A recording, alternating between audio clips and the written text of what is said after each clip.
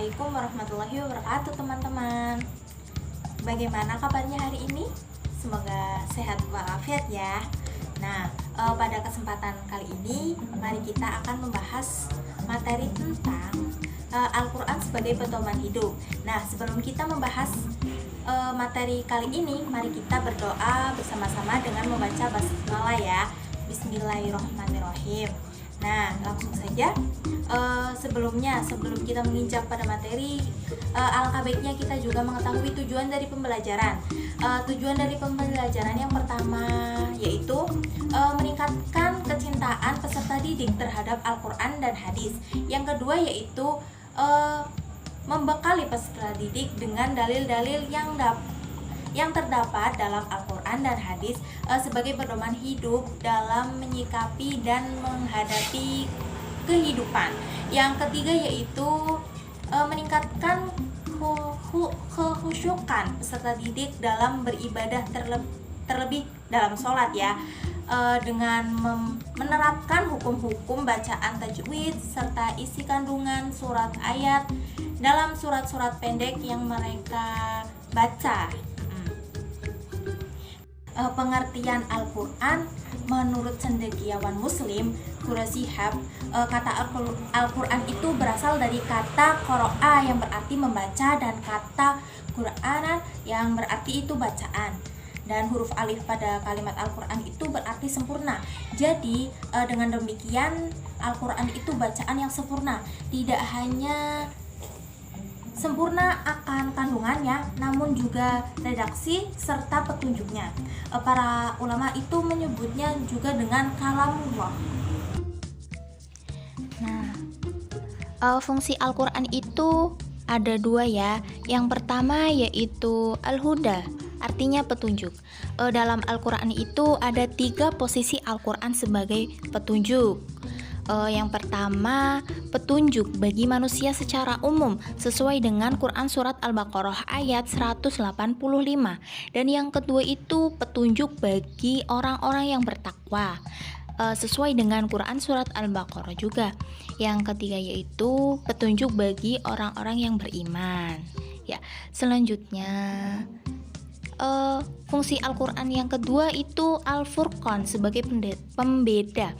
Fungsi Al-Quran sebagai pembeda adalah Al-Quran itu dapat membedakan mana yang hak dan yang batil, atau antara yang benar dan yang salah. Di dalam Al-Quran itu dijelaskan beberapa hal mengenai yang boleh dilakukan atau yang baik, dan yang tidak boleh dilakukan atau yang buruk. Kemudian pengertian hadis. Secara bahasa, hadis artinya baru atau tidak lama, ucapan atau pembicaraan cerita.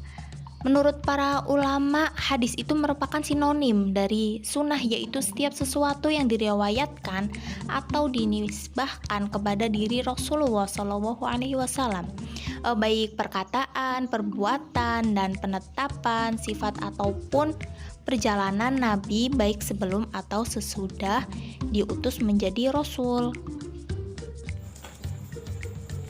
Fungsi hadis terhadap Al-Quran yaitu fungsinya yang pertama, menguatkan atau mengukuhkan dan menegaskan hukum yang terdapat dalam Al-Quran.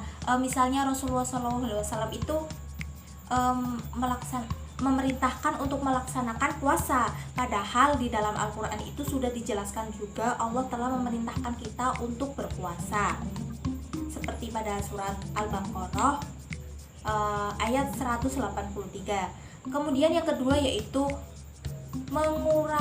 menguraikan atau menjelaskan dan merincikan ayat yang global atau mujmal.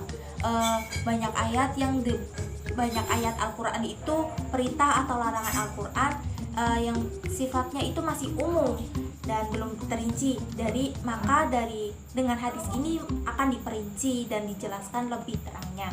Kemudian yang ketiga yaitu menetapkan dan mengadakan hukum yang tidak disebutkan dalam Al-Quran. Misalnya, contohnya sholat. Dalam sholat itu belum dijelaskan rokaat-rokaatnya, dalam hadis itu disempurnakan lagi gitu. Selanjutnya yaitu fungsi Al-Quran dan hadis dalam Islam. Yang pertama, Al-Quran merupakan kitab suci terakhir yang diturunkan Allah Subhanahu wa Ta'ala. Jadi kitab suci Al-Quran ini sebagai penyempurna dari kitab-kitab sebelumnya. Kitab-kitab sebelumnya yaitu seperti Zabur, Injil, dan Taurat.